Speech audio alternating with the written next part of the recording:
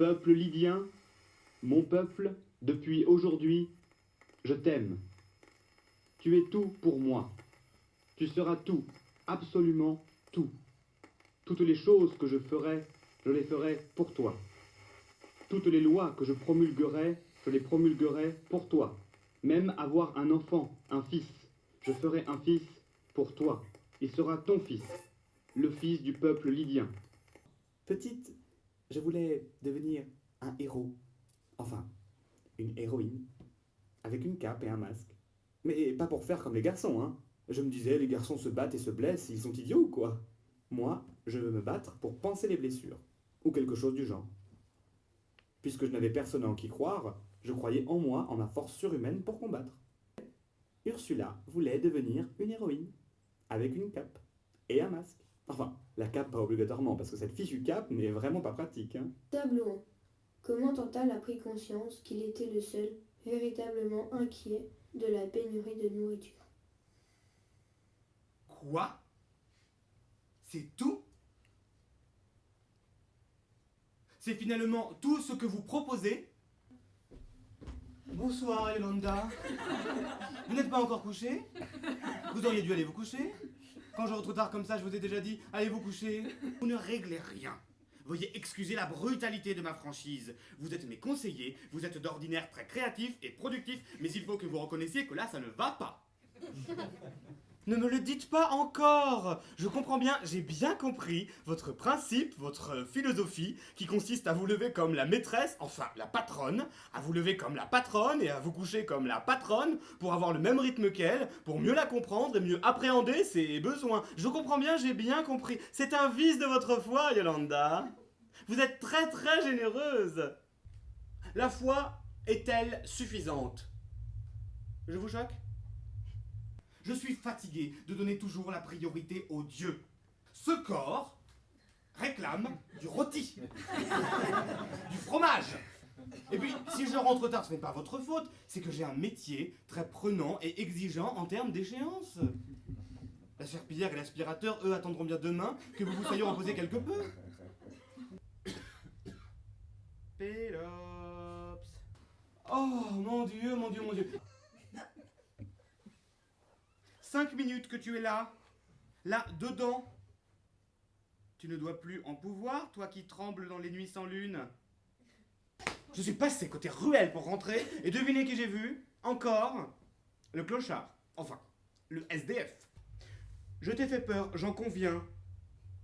Mais je suis ton père, et ton père est le roi. Alors, peur ou pas, ton père et le roi t'ordonnent de... Juste à côté des conteneurs à ordures. Toujours là, ces gens. Sans domicile, peut-être, mais fixe en tout cas, on ne peut pas critiquer. Je suis mauvaise, j'ai honte, excusez-moi Yolanda. Je dis n'importe quoi, les pauvres gens. Ce n'est pas pour te faire du mal que je veux te donner à manger. C'est pour le bien de la Lydie. Pour moi. Pour papa.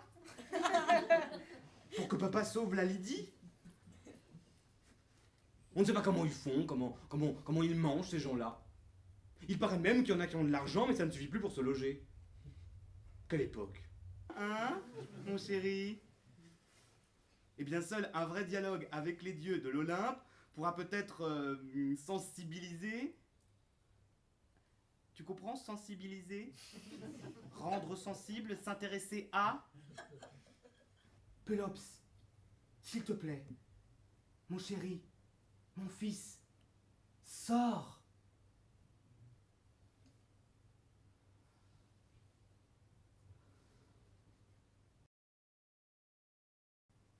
Papa est fier de toi.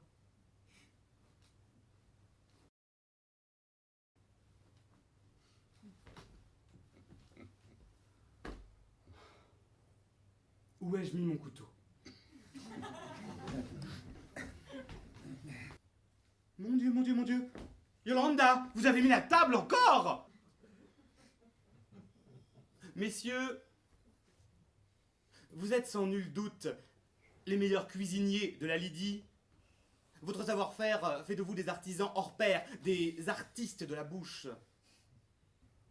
Depuis des mois, vos sauces s'affadissent. Vos rôtis sont moins savoureux, vos fruits sont moins sucrés. Et les gâteaux, compotes, tartes et autres délices sont devenus quelconques. Vous me direz, je n'ai rien mangé à midi, si ce n'est un biscuit, infâme, au son. J'ignore ce qui se passe. Cela fait 5 mois que ça dure. Je n'arrive pas à manger quoi que ce soit ces derniers temps. Je ne comprends pas, moi qui étais une grosse mangeuse et maintenant plus rien. Une pénurie, on l'oublie souvent, une pénurie, ce n'est pas que l'absence de nourriture pour survivre. Une pénurie, c'est aussi la mort de l'art culinaire, la fin du plaisir de manger, l'effondrement d'une philosophie tout entière fondée sur l'équilibre fragile entre vivre et survivre. Merci, ma belle.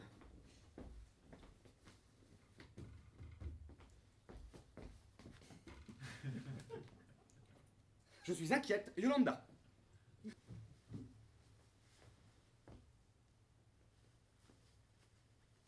Et pour commencer,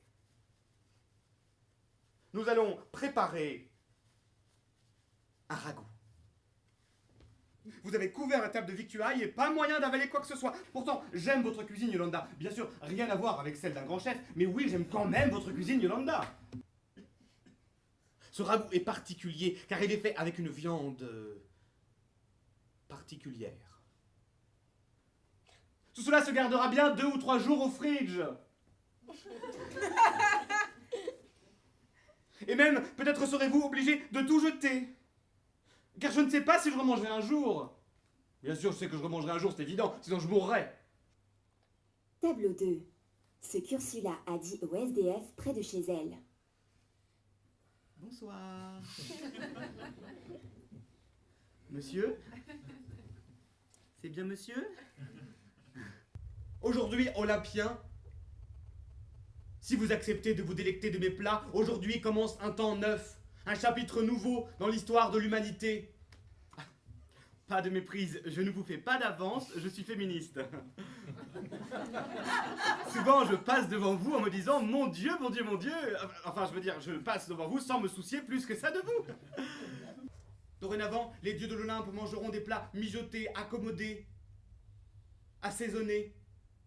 Dorénavant, les dieux de l'Olympe ne seront plus les consommateurs des mets les plus grossiers, mais les dégustateurs des plats les plus délicats. Peut-être ce soir, vous auriez faim. Non pas que vous attendiez devant chez moi pour manger de la nourriture, hein. Je ne dis pas ça, attention. Vous avez forcément mangé depuis tout ce temps. Sinon, vous seriez mort. Et vous êtes robuste. Donc, pas de souci, je ne fais aucun souci en tout cas, pas pour vous. Voilà. Olympiens, recevez mon offrande. Je puis vous garantir que votre vision du monde des hommes deviendra neuve. Vous ne pourrez pas rester indifférent au potage le plus onctueux, à la tourte la plus goûteuse, aux légumes préparés les plus savoureux, aux pâtisseries les plus fines et surtout à la viande la plus tendre du ragoût le plus exquis. Vous avez déjà travaillé dans votre vie? Vous n'avez pas toujours été là? Si? Je vous demande, je suis peut-être un peu indiscrète. Si c'est le cas, veuillez m'excuser. Bon. Voilà. Il est tard. Je vais donc vous laisser. Vous avez les victuailles. C'est très bon, c'est la personne qui travaille chez moi qui a préparé ce petit festin. Vous la connaissez certainement, elle passe souvent devant chez vous, devant là.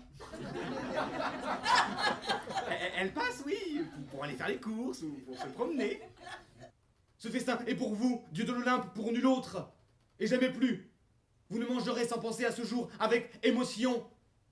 Dieux olympiens, commandeurs du monde, régalez-vous donc de mes plats. Et quant au ragoût, dès la première seconde, vous saurez comment l'homme va. Ah, quelle joie d'être votre cuisinier, Dieu de l'Olympe adoré. La la la la la la la la la la la la la la la la la la.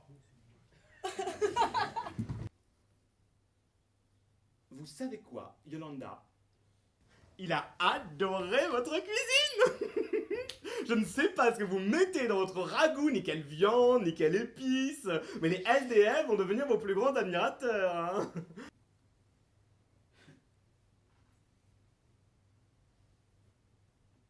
Une aubergine. Que ne donnerais-je pour une aubergine? Mais ça m'a donné une idée, Yolanda. J'ai eu comme une sorte de révélation. Vous savez, comme les saints dans vos histoires, là. Tout en regardant le clochard s'empiffrer, je veux dire manger, j'ai eu un pincement de joie au cœur. Parfois, j'en vois une tout près. Je tends la main et elle s'éloigne. C'est un mirage. Mais à chaque fois, j'y crois. Nourrir à l'affamé est une victoire facile, Yolanda, mais tellement saine et envoûtante. On se sent vivre après. Alors voilà, vous savez comme je réfléchis vite. Écoutez-moi bien, c'est très important et je suis sûr que cela va me redonner l'appétit. Je suis certaine que cette opération, puisque ce n'est ni plus ni moins qu'une opération que je prépare, que nous préparons, car je vous inclus dedans, ma belle, je suis certaine que cette opération, dis-je, va me redonner l'envie de croquer dans la viande chaude et de fruits mûrs. 5 jours sans boire. Les marbres me semblent des lacs, des étangs. Mais ma langue ne rencontre que la pierre froide. 5 jours sans manger. Et ma tête est un cœur bondissant. Il tambourine le cœur. Il bat de plus en plus fort. Et ma tête est un cœur qui résonne. Je n'arrive plus à manger ces derniers temps. Il faut faire quelque chose. Alors vous imaginez dans ma tête l'élément faim relié à moi et le même élément relié à clochard de la ruelle et autres affamés. Et là, vous connaissez mon cerveau, boum badaboum, une seule faim. Cohérente et saine. Je nourris les affamés pour me redonner l'appétit. C'est pour conjurer le mauvais sort, Yolanda. Comme j'aimerais manger une aubergine ou du fromage. À partir de demain, vous ne ferez le ménage que le matin. L'après-midi, vous cuisinerez. Pendant 5 heures. Mais je l'ai dit. Un serment est un serment.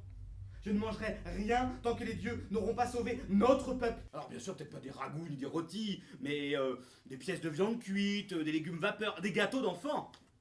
Il faut vous mettre à la cuisine collective, Yolanda. Vous entendez les Olympiens? Sauvez mon peuple! Manger mon fils vous a sûrement horrifié. Alors comprenez notre détresse et sauvez-nous!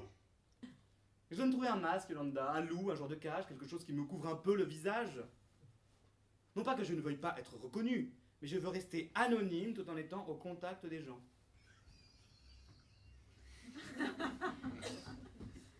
Vous croyez qu'il me répondrait, ce chien de Dieu-là? Vous le croyez, hein? Non, vous ne le croyez pas? Le masque, Yolanda, c'est le prix de l'héroïsme. Si je veux agir pour tout le monde, il faut me créer un personnage qui n'est pas moi. Et c'est moi qui distribuerai la nourriture, Yolanda. Je veux aller auprès du peuple. Je veux nourrir les affamés. Je sens en moi comme une lumière, un ver dans un cocon qui attendait de devenir papillon. Mais qu'importe, si vous ne cessez de me regarder avec cet air triste, je mange vos visages. Je sais que la menace est inutile, car vous êtes là, quoi que je dise et quoi que je fasse depuis 5 jours, à me tendre les quelques graines qui restent à manger. Mais je ne veux pas de graines, je ne veux rien manger, je veux d'abord que les dieux nous sauvent.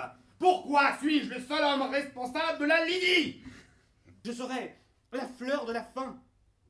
Yolanda, le nom s'impose de lui-même. Et les affamés pourront butiner jusqu'à l'ivresse dans mon sac de provisions. Là, tel que vous me voyez, j'attends que les dieux daignent répondre à mon appel d'homme meurtri par la souffrance de son peuple. Ce Ursula masqué a dit et chanté aux affamés du centre-ville.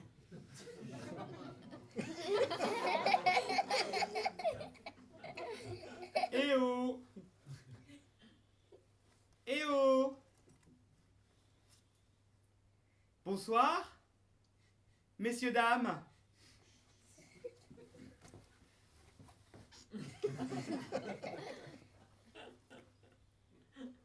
Je suis la fleur de la faim. Et j'apporte à manger pour vous. Pélops, mon chéri, mon fils, tu es un sauveur, un vrai. Tu t'es sacrifié pour le peuple lydien. Et les dieux sauront que nous souffrons.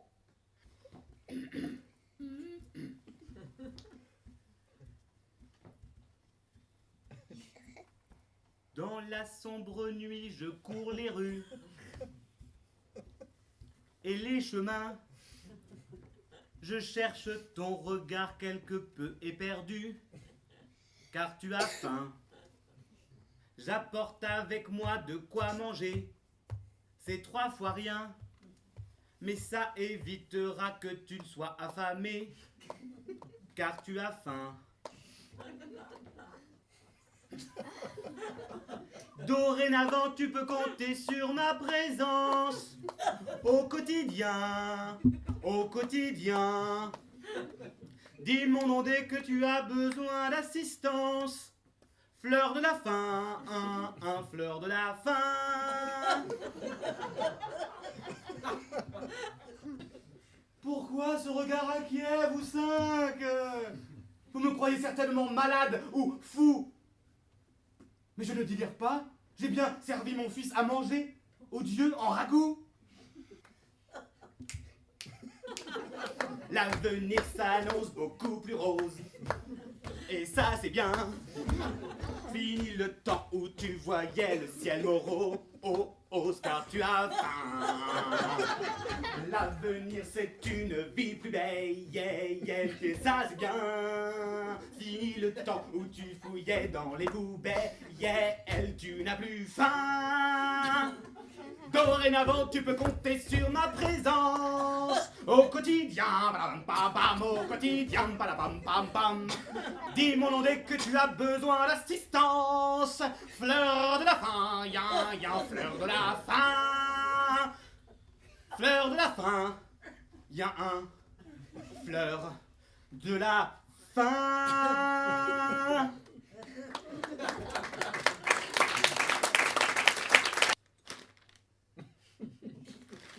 Yolanda? Yolanda, vous êtes là, venez par ici. Vous avez lu le journal aujourd'hui, ma belle? Vous l'avez lu? Vous l'avez lu? Il parle de moi. Les affamés n'ont plus rien à craindre. Ils ont maintenant une héroïne qui leur assure au moins un repas par jour. Chaque soir, la fleur de la faim, élégante femme masquée, se faufile dans les rues sombres pour nourrir ceux qui n'ont rien. Interrogée par notre rédaction, la mystérieuse bienfaitrice revendique un acte totalement désintéressé et nie une quelconque appartenance à un groupement idéologique quel qu'il soit.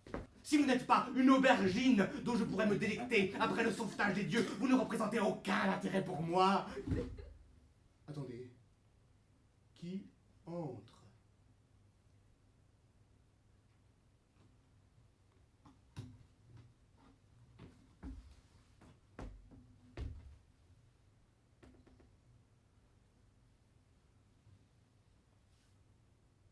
Pélops.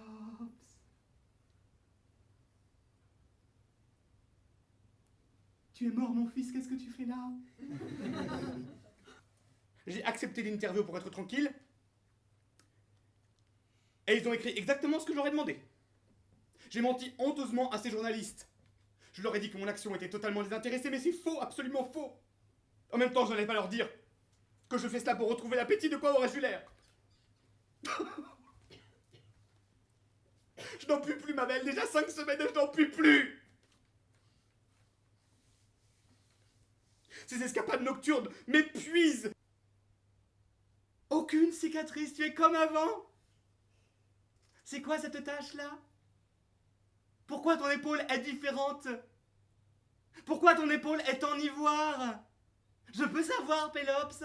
Raconte à papa, raconte à papa. Mon Dieu, je n'en peux plus de nourrir ces pauvres. Tous ces gens en souffrance me dégoûtent. La misère n'est pas laide, Yolanda, elle est répugnante. Elle me soulève le cœur. Vous savez, Yolanda, tout le monde n'est pas fait pour être un héros. Moi, je ne suis pas faite pour cela. Je suis faite pour manger, pour m'empiffrer, pour consommer des quantités scandaleuses de nourriture raffinée. Et encore, Yolanda, si seulement il n'y avait que ça, mais je n'ai même pas retrouvé l'appétit. Pas moyen d'avaler quoi que ce soit, la nourriture me dégoûte encore plus qu'auparavant. Je ne fais que boire de l'eau et manger quelques graines par jour pour ne pas mourir. Qui a mangé ton épaule, mon fils?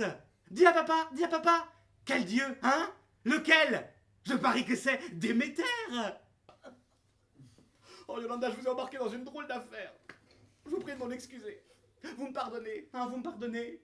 Évidemment que vous me pardonnez. Avec votre paroisse, on pardonne tout. Chien de Dieu! J'attendais une vraie solution. Je voulais des champs de blé, des bœufs gras, des légumes, des aubergines. Et rien. Tout ce que vous faites, c'est me rendre mon fils mutilé. Vous avez pris votre part et le reste est pour nous, comme dans n'importe quel sacrifice. J'attendais un vrai dialogue, un échange et rien. Rien que, seulement, juste ça. Alors, qu'allons-nous faire? Votre projet spirituel microscopique m'étouffe, Yolanda. Sa mesquinerie me fait bien rire. Sortez donc de vos réunions, de vos repas de paroisse. Vous n'aidez personne, vraiment. Moi, j'aidais. J'aidais, mais votre Dieu ne m'a pas aidé. J'aidais, mais je n'ai pas été aidé. J'aidais, mais je ne veux plus aider, je ne veux plus jouer ce rôle. Et maintenant, avec tous ces affamés face à mon envie de vomir, comme un système sans fin, comme le supplice de Tantale, condamnés à ne jamais rassasier leur appétit terrible. Et moi qui cours après une faim qui ne vient jamais, ne reviendra jamais. Alors, Yolanda, ma belle, qu'allons-nous faire?